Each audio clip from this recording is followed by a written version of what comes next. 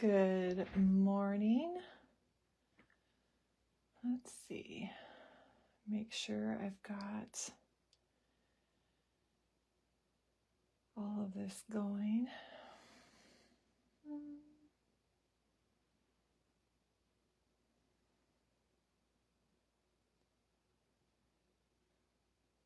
Yep, we're going. Okay. That's unhelpful.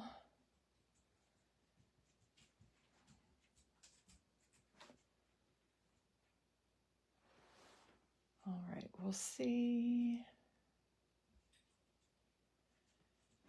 if I can do this.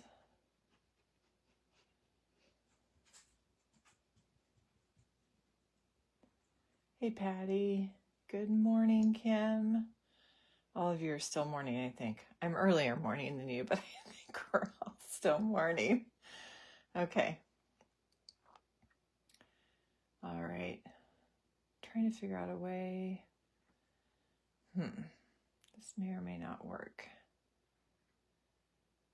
I was hoping. No. Morning, Mary. I'm trying to figure out if there's a way on my iPad to see the comments easier. And Wanda. There may not be. Okay.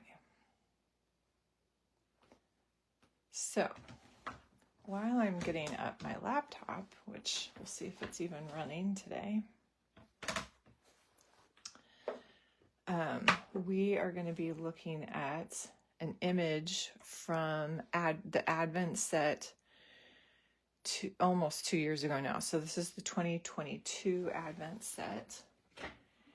And the way it is bundled now is it's in a set of 4 that come in a single stamp. I can watch the video, Kim, but like the comments come up for like half a second and then disappear. It takes up the whole screen. So then if I have it on my laptop, they show up on the side. Does that make sense? And so I can see them. And so if I'm not looking at the screen, as I look over every like minute or so, then they're still sitting there. But on my iPad, it like takes over the whole screen and the little comments pop up like on my phone and then disappear. Like it doesn't stay up the whole time. I'm not sure if there's a way to avoid that, but I don't want to fiddle with it now so you guys don't so we can get going. So Kim has this particular stamp in a set of the four of the Advent ones that came out that year in 2022. I think it's saying something like this on the stamp. But anyway, you get all 4 of these.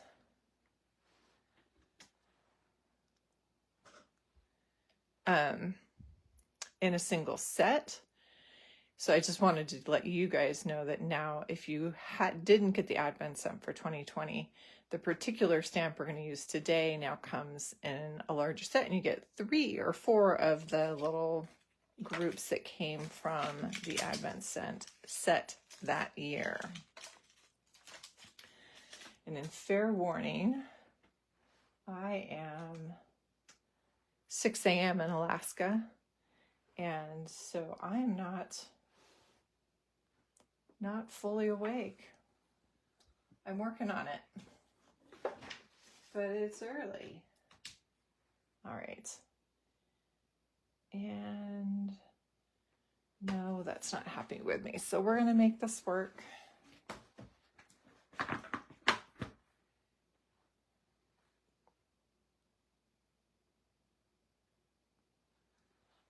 Good golly, Miss Molly. Did not need this little challenge this morning.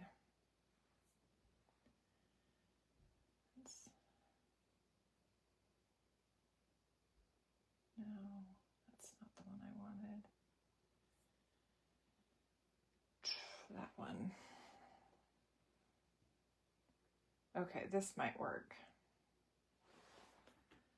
And yes, Patty, it is. And Linda, good morning. Okay, so we're going to do this little guy.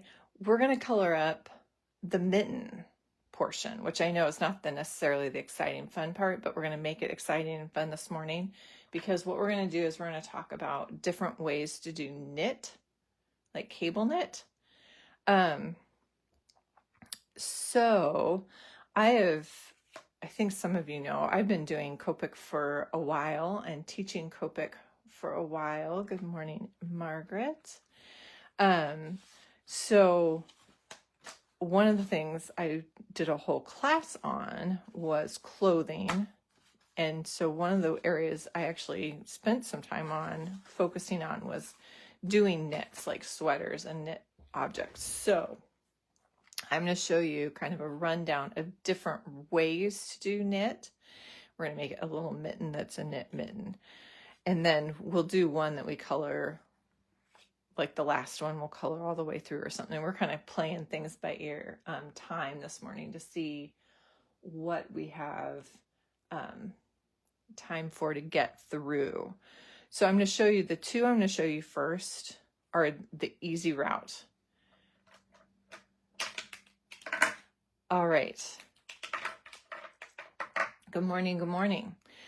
I'm going to use the same 3 colors on the mitten pretty much the whole time. And that way it's a little bit easier to like not keep switching markers.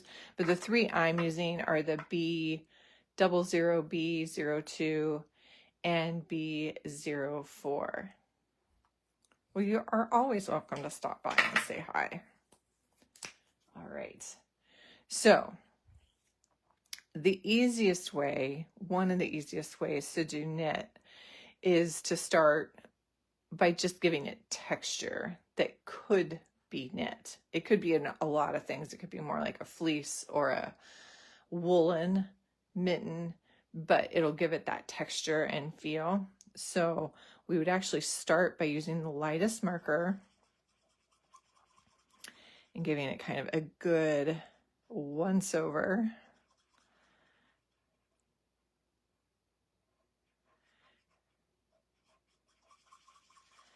This is that B00.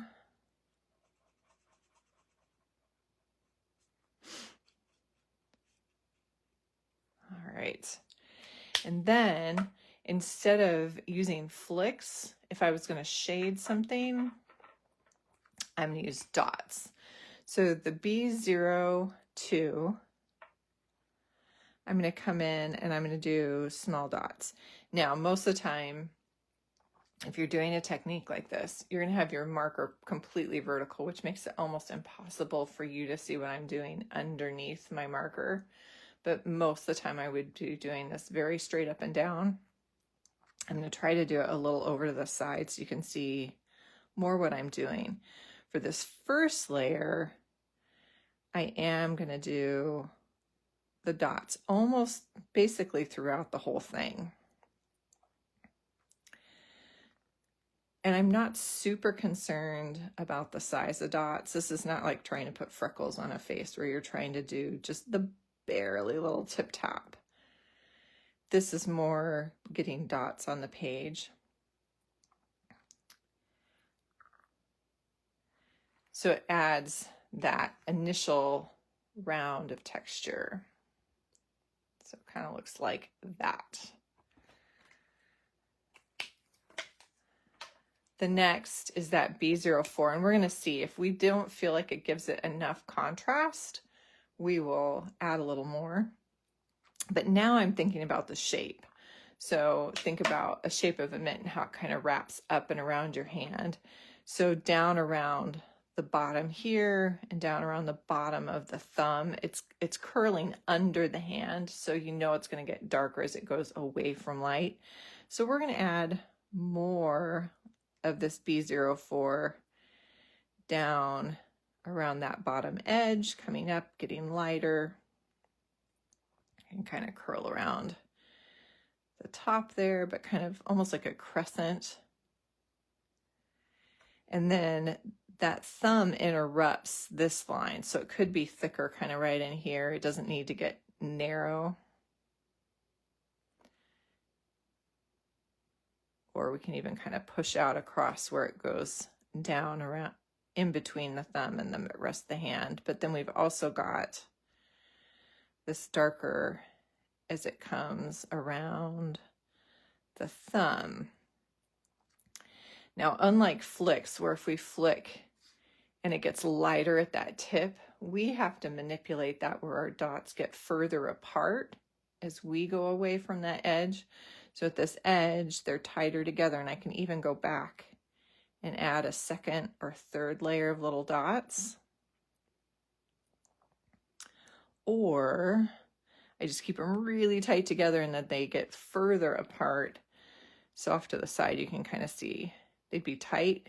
And then as they get further and it gets lighter, they just get further apart. And that's how we're going to control how that's fading or getting lighter as it comes up toward the top.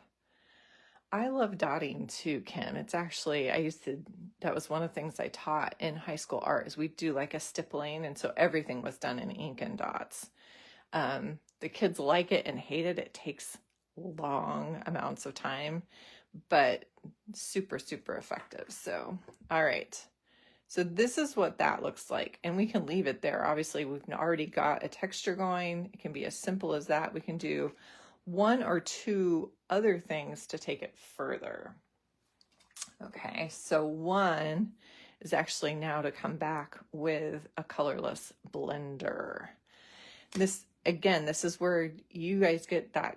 This is where I hand you the your artistic license, meaning you're the person picking up the marker, you're the person picking up your stamp image and creating your piece of artwork. You get to make some choices about how this finishes. So if this is where you like it and you just stop, that is your choice. That is your prerogative as the artist. But one or two more steps you could take. It looks like measles. Mary Pat says her dots look like measles. I'm sorry. So a couple of things, Mary Pat, that might help. And this is up to you. Make sure the heel of your hand, when you're doing a big area with dots, make sure that's sitting down. Sometimes people do this whole arm motion, and a lot of times the ability to control the size of dots goes out the window. So set your hand down, get closer to the page for this one. I would normally tell you not to do that, but for dotting, give yourself that base to work from and make it small, the motion really small. That's one. The second thing is, I know some people actually really struggle with the pressure control. It's a challenge with Copic. Instead of dotting with your brush end, dot with your chisel end and go up onto one little tip. And the reason for that is I can hit the page pretty hard and the dot size doesn't change. So it keeps it pretty small. I mean, you can literally hear, at least I can hear tapping. And the size of the dot doesn't change because this is so much stiffer. It does help.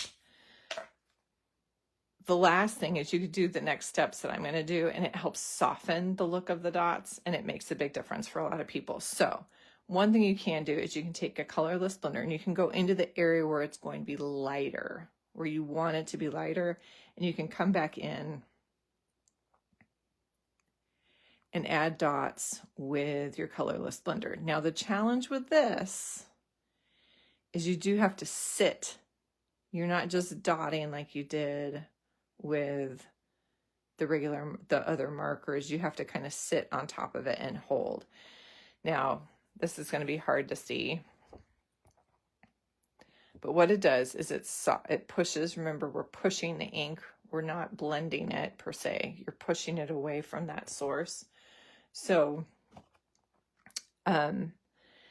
it's going to soften the ink as it bumps into it and moves it around, but it also pushes it away and creates these little light spots. It has some advantages. For Mary Pat, what you might want to do, and this is one of those magic tricks that people have passed around for a long time, but if you take a mister and you put colorless blending solution into it, and then take a small piece, or a very old, because it's going to get ink on it here eventually, a very old wash rag. And I've cut these up for a long time, so I have little scraps of them all over the place. And not over your artwork, but to the side, you're going to spray 2 or 3 times on that so it's damp. I can't squeeze moisture out, but it's damp. And then you're going to come over the image and hold it down, hold it down, hold it down. And I'll get close here so you guys can see this. But what it does is effectively the same thing I did with the marker, but in little teeny tiny spots. And that one I can do literally all over. And what it does, again, it smushes all those colors together. It softens the dots, so I'm not seeing the measles anymore, but now I've got this glorious texture all over the entire mitten. So for me, if I'm doing this technique on a sweater, on a mitten, this is, and I want to keep it super simple, I color it with my dots. I come in with the colorless blender on a rag, and I smush it all together and give it that really yummy texture. Kim, this is one of the easiest ways to do kind of that woolen fleece knit on small things. Here's the only caveat for this. Do this first before you color anything else. You are welcome, Mary Pat. Before you do anything else, do this if you're going to use that little rag technique, because as you're setting that rag down, you can bump into other things that you don't want that texture on. So do this first, add the texture, then color the rest. Okay? So there is number 1. Let's see. Should we put some notes off to the side? Let's see. This one. Patty, it's one that, yeah, I've done for years and I forget about it. And when I come back to it, it's always like, oh, this is so pretty. All right. It's a little magic trick. So using dots and rag with colorless blender. Okay. So I will say, as a last resort, I have taken like a little piece like this and literally taken my marker and kind of gotten it damp. So if you didn't have a spray bottle or whatever, a little mister thing. But these little guys, you can buy for like 50 cents at a drugstore for a travel size something. Or you can get a nice crafty one as well, but they make them very inexpensively if you need one. All right, there is number 1. I will close that later. I'll show you the same technique. This is one that I did for the class I taught. So that's like a cardigan.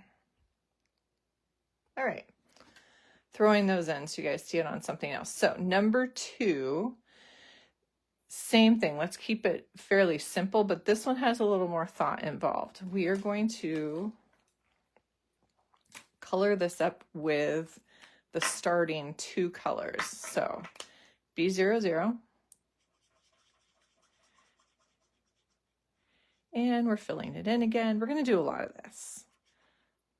I want to give you guys this whole little toolbox of ways that if you want to do knit, you can do knit.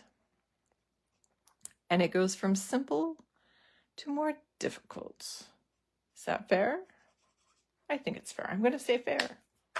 So my B00, B02, and this time I'm really trying to just get the shape. So I am coming in and adding just a hint, giving it that little bit of a round feel. And I'm not super concerned about a perfect blend because I'm going to do something on top of that. So coming back with my B00 and softening that edge.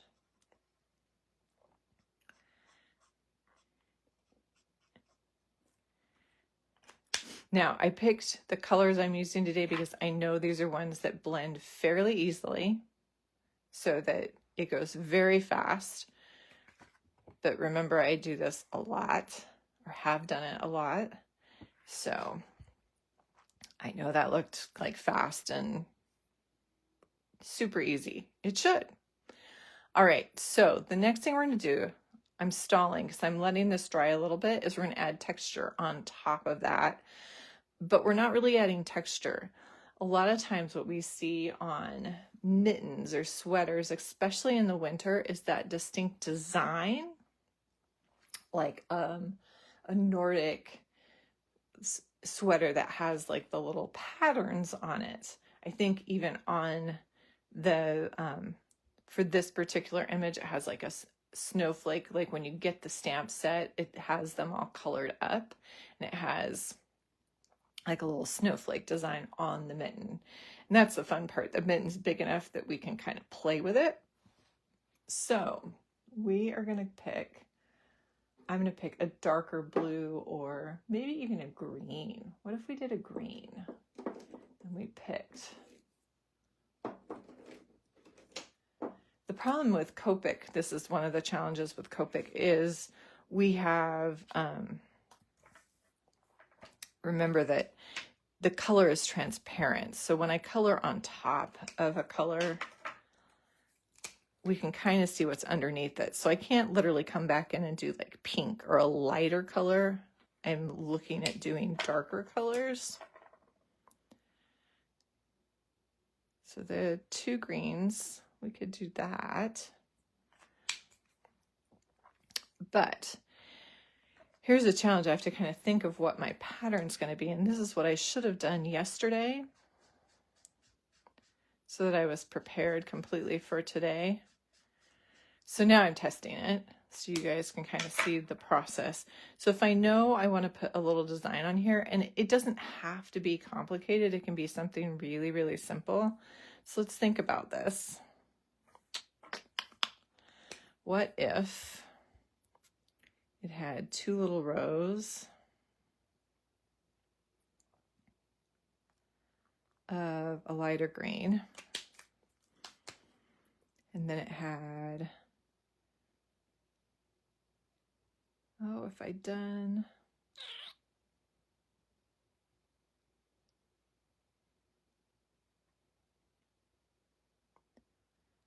if it had little Christmas trees or little triangles of a darker green. I feel like that green isn't quite what I need though. What is that? No, that's not going to work. I want dark. Dun, dun.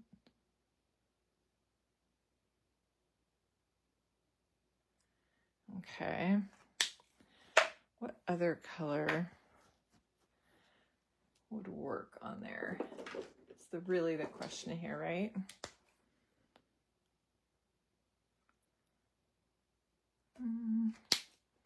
It's really, really dark. I don't know if I do this.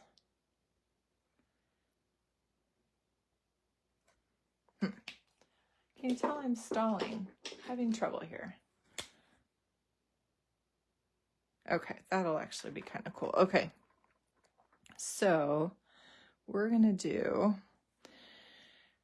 so once I kind of figure out, I'm gonna do some stripes and then some triangles.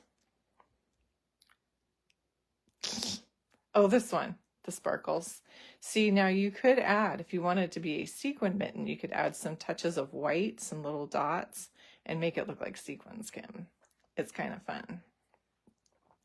All right, so on this guy, my guess is the pattern's going to wrap around the hand. I see, again, mouth is not awake. Around the hand, around the mitten. So when I do like straight lines, they're going to curve with the shape of the mitten a little bit. Or if they come all the way around, kind of more at the wrist level and out here. So I'm not going to like, my goal is to make it so it's not completely straight. Add a little bit of curve, and in this case, it'll curve like this way, a little bit with the mitten. So I think what I'm going to do is we're going to add a couple, we're going to have a line that comes around, and now as much as you can, you're going to keep your marker vertical, because now we want to do small dots and much more controlled. So now it does take a little more time.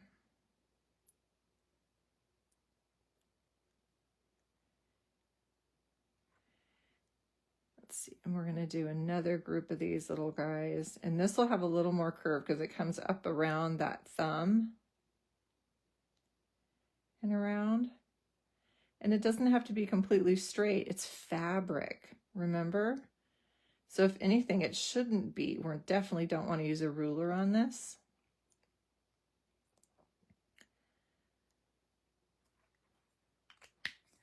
And then we're going to come in. And again, this is, you could use the other end of your marker,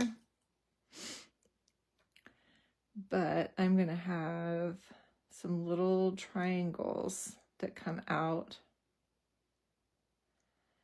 of, and obviously this is just a mitten, so you wouldn't necessarily have a really super detailed. I'm showing you probably more detail than you'd necessarily want to put on a small mitten of this size, but it's kind of fun, right?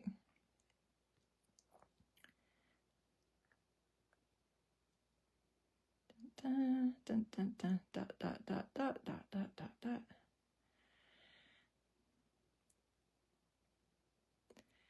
And I'll show you on like an actual sweater, because I did that same cardigan with a design like this that I did from the clothing class. And so I'll show you how that turned out as well, because it looks a little more like, oh, I get what this is doing.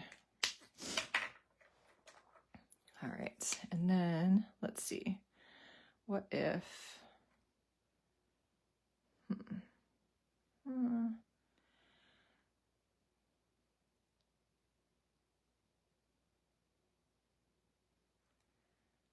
do another line of dots. This is with a lighter green. And I might stop it there. So now it has this little texture on top of it of little dots. So it's a little knit pattern. So I'll show you a different one. This is on a sweater. And again, this is all that is dots. And there were 3 different colors that got used to create kind of a pattern going across the sweater. It makes a little more sense to me on this than it does on this, but I wanted to show you the technique. And it's still, you could do any pattern. I would work out the pattern to the side before you put it on the mitten, just so you know, yeah, that's what I want. Again, if you're concerned about it gets messy or it looks more like just little dots versus a pattern, you can come in and soften that with this. It's going to be a little bit messier and you could make it look worse. And so I'd practice it again off to the side, make sure that's going to give you the technique that you want. But that is a different technique. Because we added different colors on this one, what I'm going to write underneath is these other colors, and it's the colors of the dots. So the mitten itself is B00 and B02. And then the pattern is G28, G07, and B69. These are not important. Like if you had totally different colors, as long as it was showing up on top of that blue, the combination isn't key because they don't need to blend. So it's more just an issue of they look nice on top of that other color. So whatever your base color is, find a color that looks nice on top of that bottom color. Okay, so there's 2. Let's do more. All right, number 3. Guess what? We start the same. B00.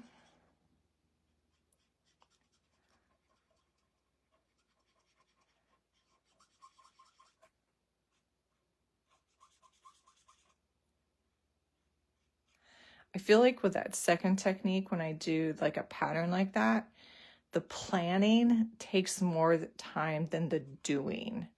So if you end up finding a pattern that you like to use, like obviously I have done the triangles more than once, kind of the stripes with triangles, it takes less time.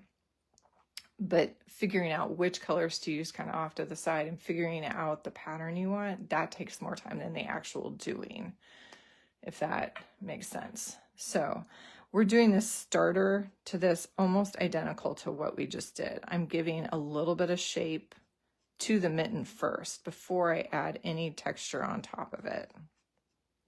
So B00 is the base, B02 is coming in, giving it a little bit of curve and filling it out so it looks a little more three-dimensional versus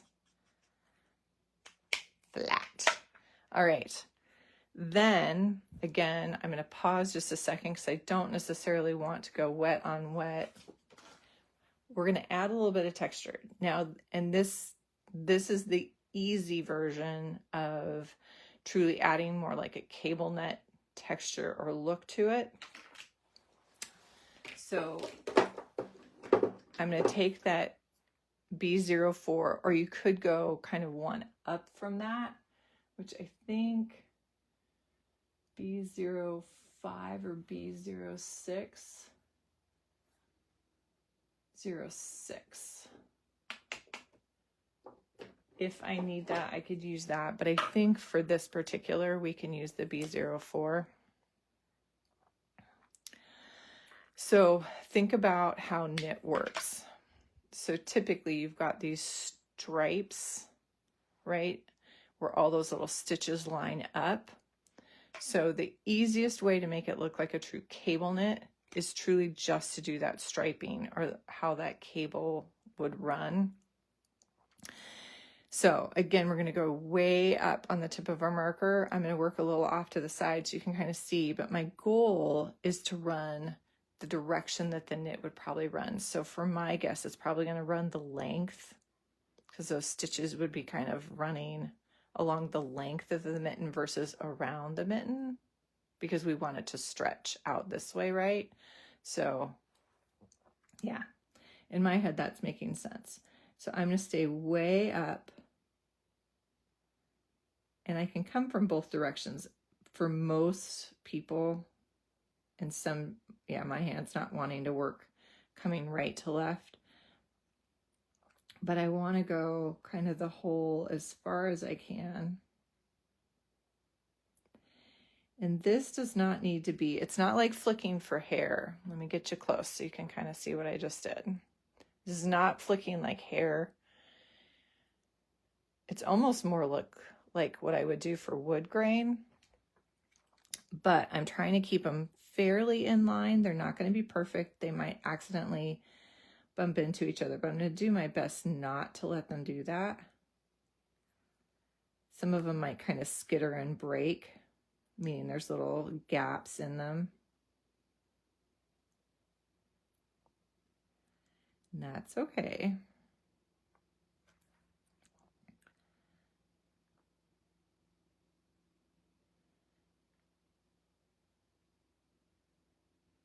All right.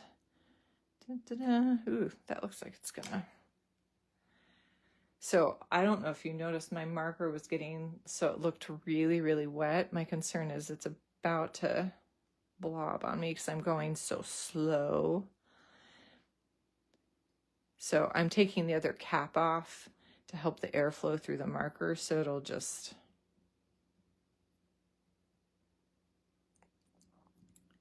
yeah, it almost just about tried to get me there. Okay. So this is one way, and I'll show you again on a different sweater. The idea is that you're creating that texture or those long stripes.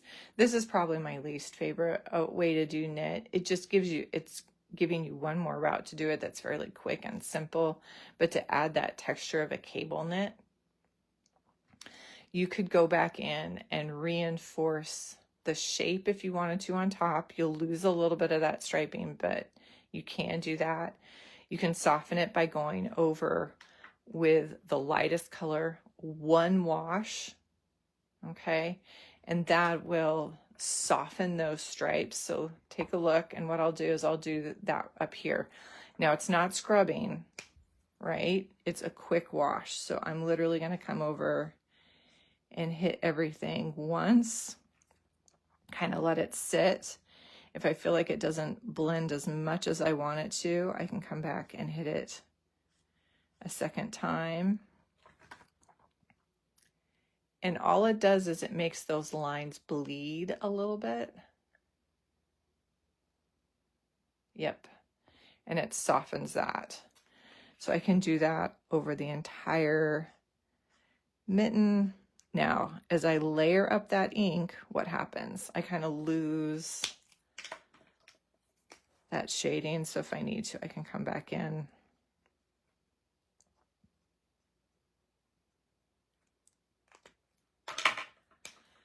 But my goal is to hold on to that texture. So I'm being very light. Okay. So there is technique number 3. Dun, dun, dun. Another way to show cable. We're going to do one more, and this one takes the most time. And for some people, you will never go there. And that's okay. I promise, it's really okay. Because it's a little silly to go this far with it makes the image precious, what I would say, in that then it becomes like, oh, don't throw that away. I spent so much time on it. And so for a lot of us, it's fun to put the time in to make something really precious and to really spend the time on it, but with the understanding that someone might throw it away if you mail it to it. If you enjoy the process, though, I'm a person who gets silly and spends the time on it because I enjoy the process. I like getting lost in my art on occasion, letting my head turn off and my hands take over. So, all right, for this one, I don't necessarily need to add the shading because a lot of this is going to disappear. You're not going to be able to see. And now I can add shading at the end, and that's probably a better way to do this. So for this one, and I'm going to do this bigger off to the side so you guys can kind of see what I'm going to do before I do it. I'm going to jump the middle marker. So that was the B00. I'm jumping the B02 and going to the B04. And my goal, it's a 3-step. I'm going to add those vertical lines, but I'm going to make them much more distinct. Not this distinct. Remember, I'm doing this big. And then I'm literally going to come along and I'm going to add curves. And from each side. So I'm going to kind of go from the center out. And then I'm, yes, literally going to come back in and create little round, like eye shapes. I told you, this gets a little silly. Like that. And they're literally going to go row after row after row after row. So again, this is where it gets silly. This is where it takes longer. Okay, so verticals first. And depending, like obviously I don't want to put this side a cable knit. That would be one chunky cable knit going on this little, 1.5 1.25 inch mitten. So we have to go smaller and we want to follow the shape a little bit. So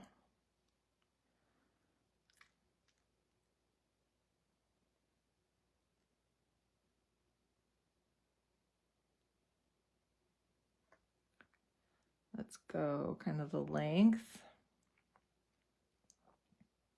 This is probably still a little bit big for this, but you will definitely get the idea. We'll have a funny break because obviously the thumb ends up being kind of a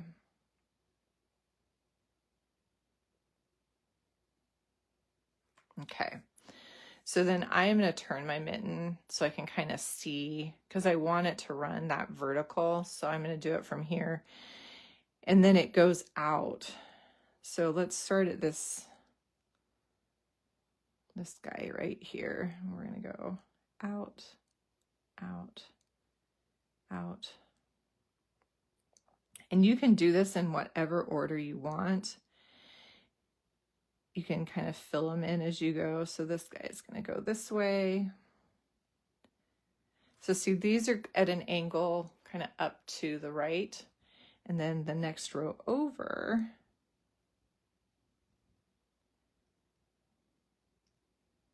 goes up to the left. And you could do the whole thing in kind of step-by-step fashion. You don't have to do it in the order that I'm doing it. And see, but then since this and this row leans off to the left, this row leans to the right, the one next to it has to come to the left.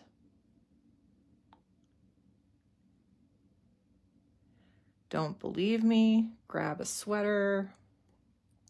You can check it out.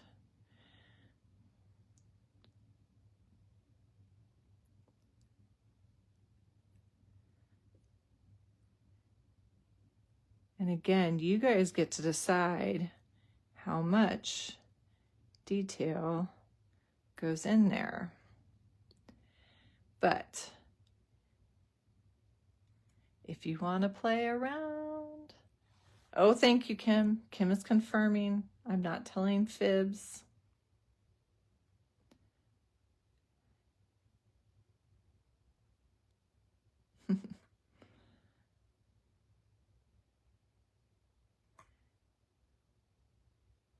And go as fast or as slow as you want. You can go a little quicker and it might bump some things into other things and make little messes. But this is one, no one's going to study it close enough to find the small mistakes, right?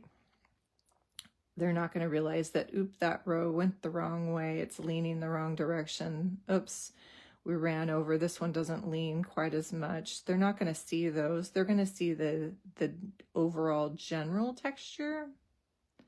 So that's where you get to kind of, you know, fudge it a little bit.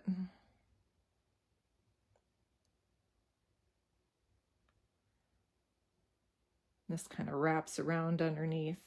I am going to add a little bit of shading, so it's going to soften that edge just a little bit. Let's see. And this comes this way. This comes that way.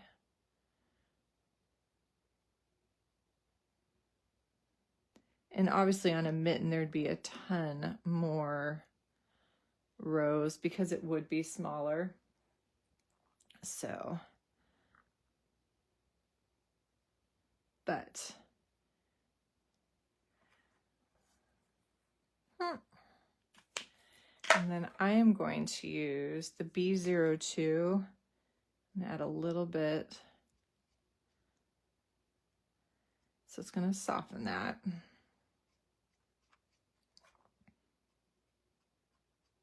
I don't want to lose it. It's kind of like the little striping that we just did. It's going to soften it. And again, I could take my lightest color, that B00, and do kind of soften that. The other one with this one is if you feel like you lose too much, you can cheat a little bit on this one and come back and add. But this gets silly to me, okay? But you can come back in and touch into those light areas. with your colorless blender. Again, how precious do you want to make it? How much time do you want to spend on a single image? You get to make that call.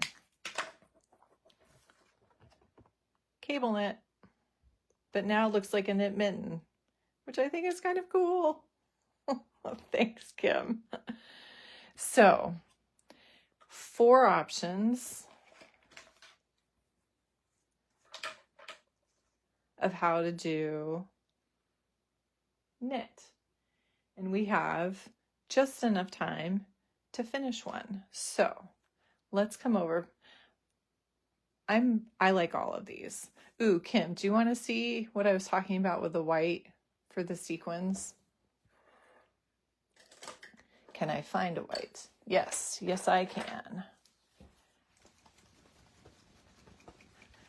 Here it goes. We'll see. Ooh, no, I might have an example. Here, Kim, I can show you. So you can do a similar technique with the little dots.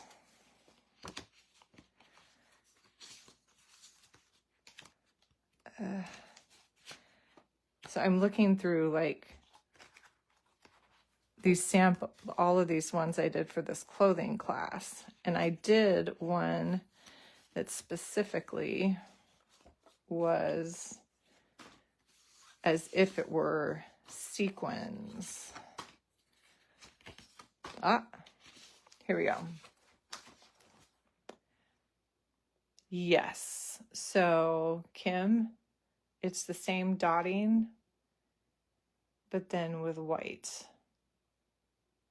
And so I did little white dots, and I stuck the white in the darker areas, like on top of the darker areas. I didn't do a lot in the lighter areas, but then I also did a couple that where it's catching the light so it shines.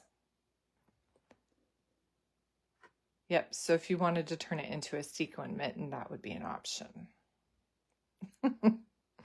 All right, and I didn't on the sequin, I don't typically do the texture, but you could. It would actually work the same. So there's that.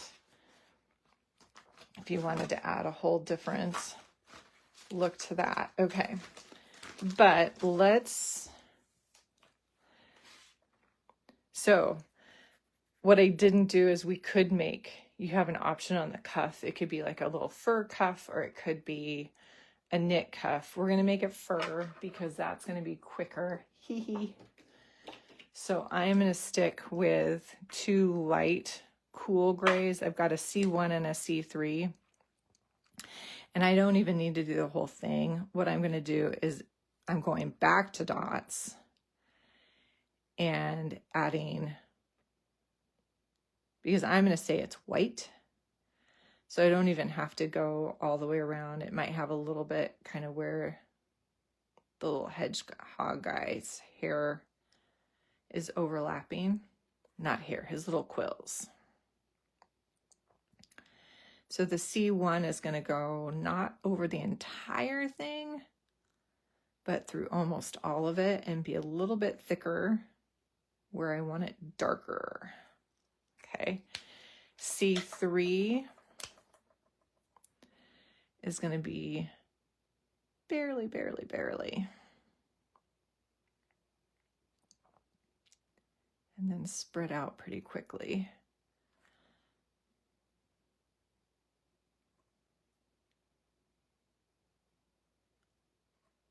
Okay, and some of this is going to disappear as I do the hedgehog, and I'm okay with that. A lot of times I would have done the hedgehog first and then done this after. So that gives it, now this is where I would not come in with that rag now, because I do not want to hit it to add that texture. So if I need to soften my gray dots, I would definitely soften it with coming in and doing some big dots with my colorless blender on top, and that's going to blow out the ink of the gray and soften that. It doesn't give it the same texture, but it would soften it if you're having trouble with the dots, or you feel like it looks more like measles versus fleece. We'd rather avoid measles there. Okay, then I'm going to use kind of 2 and a little on his little face. I've got E31 and E33. So we're going to go in his little arm.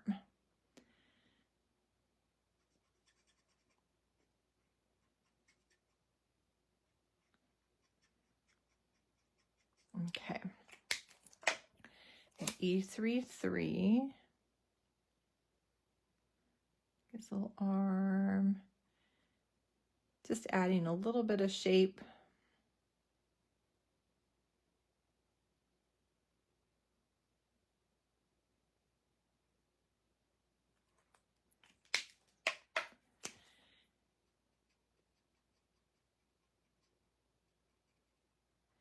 And then, just because it is kind of a cute image, I'm grabbing an E93 nose, and I'm also going to come, let's see, I didn't test this out. I should have done that first, but I didn't.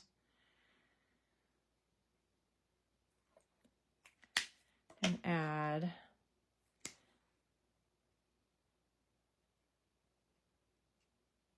a little pink to his cheek.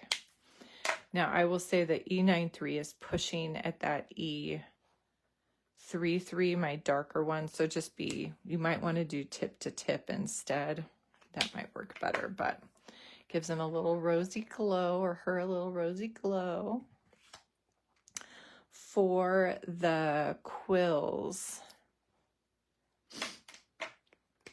I'm going to do this. I'm going to start with an E35, which is darker.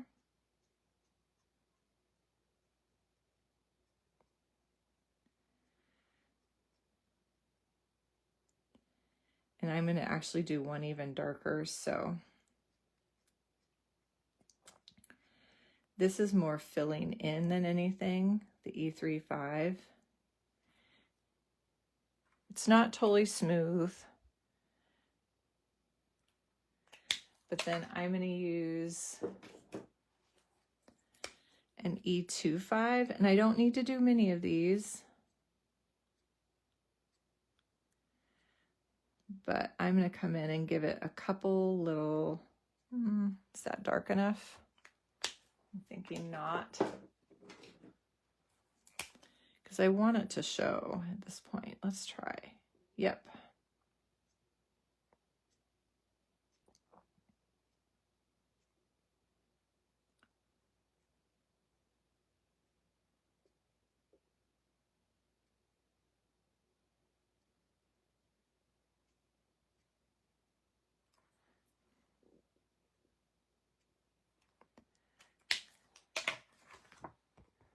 All right. Give it that fun little bit of texture around the face.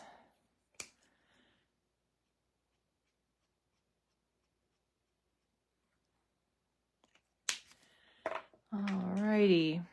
So again, we've got the mitten is B00, B04 was what I did all the knit with, and a little bit of B02 for shading. So base, knit, shading, and then the little white part, C1 and C3.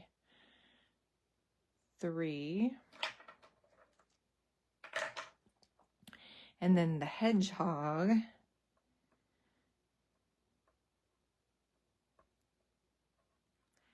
is E31, E33, E93, and quills E3-5 and E2-7.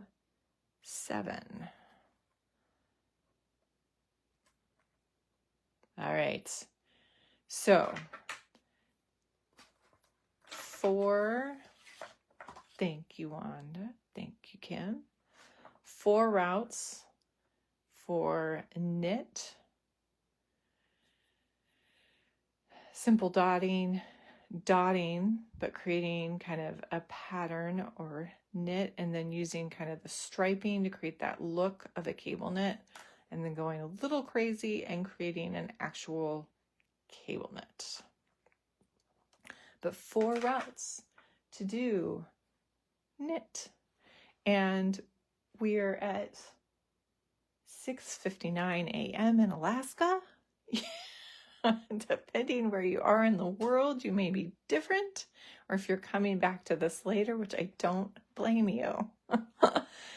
If you've got questions about any of this, put a question in the comments, and I will make a point to try to come back later today and look at this when I am more awake. You are very welcome, Kim. I'm glad I could jump in this weekend. It just ended up, I didn't need to go to Iowa to move my daughter yet. That's happening in 2 weeks, and I'm here, so why not? I'm glad I could join everybody this week, and I hope you are having a wonderful time with a little bit of Christmas in July. You guys have a great day, and I will see you all later.